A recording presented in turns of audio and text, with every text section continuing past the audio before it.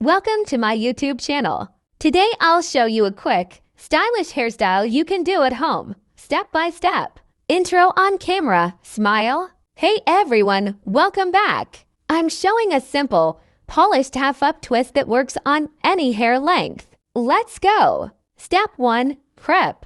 Brush hair smooth and apply a light styling spray or mousse to add grip. Step 2. Section. Take 2 small sections from the front, one from each temple. Hold them separately. Step 3. Twist. Twist each section away from your face to full turns. Keep twist snug, but not tight. Step 4. Cross and secure. Cross the 2 twists at the back of the head and secure with a small elastic or bobby pins where they meet. Step 5. Create volume.